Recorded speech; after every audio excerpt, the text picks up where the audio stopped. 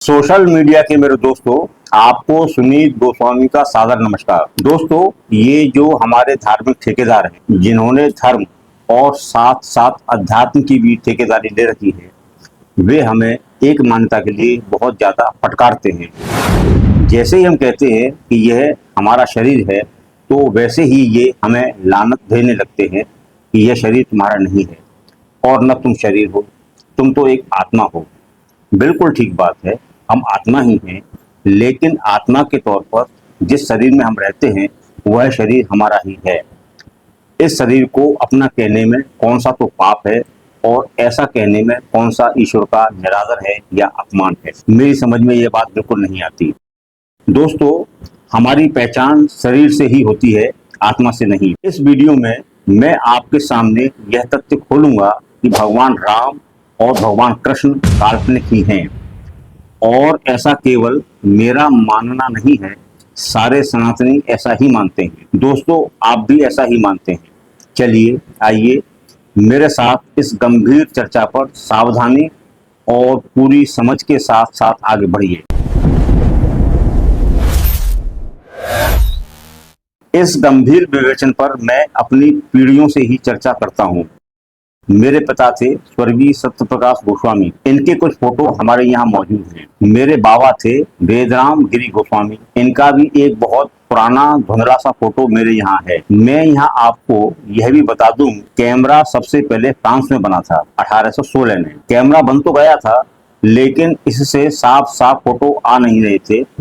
इसमें सुधार होते गए और फिर इस तरह 10 साल बाद 1826 में कैमरे से पहला फोटो लिया गया, और अंग्रेजी शासनकाल में 1840 में भारत में पहली बार कैमरे से पहला फोटो कलकत्ता में लिया गया था। इसीलिए पुरानी पीढ़ियों के बुजुर्गों के फोटो अक्सर घरों में नहीं होते हैं। खैर, तो मेरे परबाबा का नाम था छिद्दागिरी गोस्वामी। इनका कोई भी फोटो न मेरे यहाँ है न मेरे चाचाओं के पास। फोटो न होने का मतलब यह तो नहीं है कि मेरे परबाबा थे ही नहीं। तो हमने इनका एक फोटो अपनी कल्पनाओं के आधार पर ही बनवाया। कल्पनाओं के आधार पर छिद्दागिरी जी का जो फोटो बना, उसे आप स्क्रीन पर देख लीजिएगा। अब जब किसी खास मौके पर अपनी पहले की 3 पीढ़ियों के बुजुर्गों का हमें स्मरण करना होता है, उन्हें पुष्प अर्पित करने होते हैं, तो हम परबाबा छिद्दागिरी की काल्पनिक फोटो ही रखते हैं और यही मानते हैं कि वास्तविक छिद्दागिरी को ही हम फूल चढ़ा रहे हैं। यह सब भावनाओं का खेल है। मनुष्य के जीवन में भावनाओं की बहुत ज्यादा मौजूदगी है और भावनाओं की अहमियत भी बहुत ज्यादा है। इसलिए निराकार को साकार करने के लिए हमें कल्पनाओं की शरण में जाना ही पड़ता है। मेरे परबाबा छिद्दागिरी इस संसार में आए थे, उनकी आत्मा भी रही होगी, लेकिन उनकी आत्मा को हम देखते कैसे? तो उनका काल्पनिक फोटो बनवाया और अब उसी को हम छिद्दागिरी के तौर पर सच मानते हैं। बिल्कुल ठीक ठीक यही बात राम और कृष्ण के काल्पनिक और वास्तविक होने पर लागू होती है। दोस्तों, पहले त्रेता में राम हुए और फिर हजारों साल बाद द्वापर में कृष्ण ने भारत में अवतार लिया। निश्चित ही हम यह मान सकते हैं कि त्रेता और द्वापर में कैमरा जैसा कोई यंत्र नहीं था।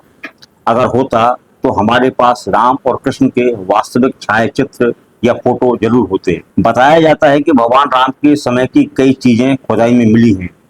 बताया यह भी जाता है कि भगवान कृष्ण की द्वारकापुरी, जो कि समुद्र में समा गई थी, उसे समुद्र में खोज लिया गया है। इसी तरह राम और कृष्ण के फोटो भी होते तो वे जरूर मिलते। खैर, जब फोटो नहीं मिले तो हमारे ऋषि मुनियों को राम और कृष्ण के रूप का निर्धारण करने के लिए कल्पनाओं की शरण में जाना पड़ा।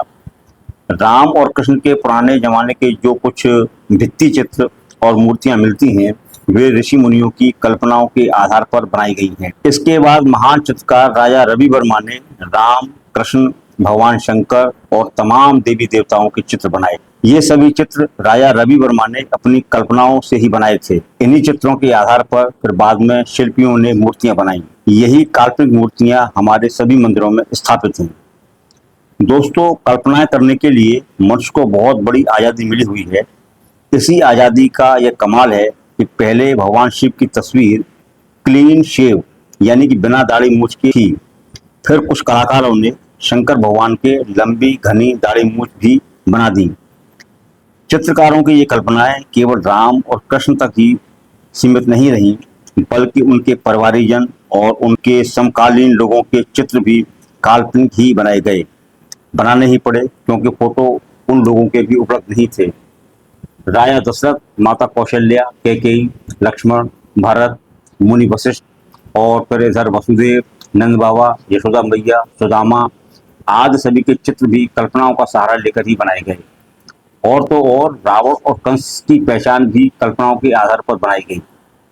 दोस्तों, यहाँ तक मेरा जो विश्लेषण है वह यह बताने के लिए है कि जब हमारे पास किसी व्यक्ति के वास्तविक रूप का चित्र नहीं होता है, तो हमें उसे साकार रूप देने के लिए कल्पना का सहारा लेना ही पड़ता है। जैसा कि मेरे परिवारजनों ने मेरे परबाबा को साकार रूप देने के लिए लिया। चूंकि आम आदमी निराकार की या आत्मा की अनुभूति नहीं कर सकता, उसे दर्शन के लिए एक आकार चाहिए, इसलिए फिर उस व्यक्ति की छवि को काल्पनिक बनाया जाता है।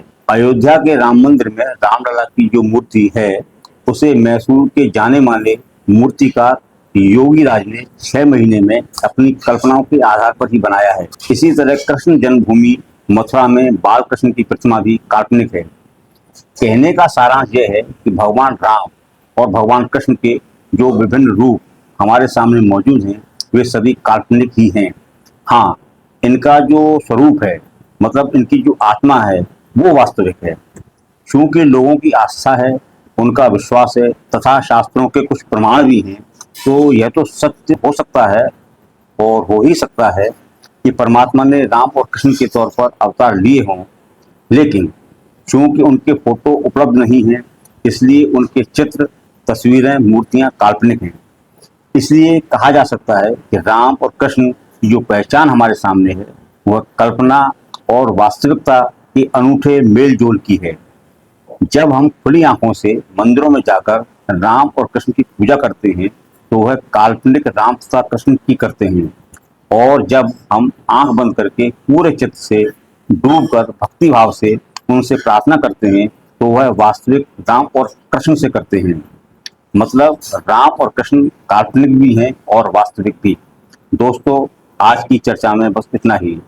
मेरा आग्रह है कि ऐसी ही वैचारिक चर्चाओं में बने रहने के लिए आप मेरे चैनल को सब्सक्राइब कीजिए, घंटी का बटन दबाइए और इस वीडियो को ज़्यादा से ज़्यादा शेयर कीजिए। आपका बहुत बहुत आभारी, सुनील गोस्वामी।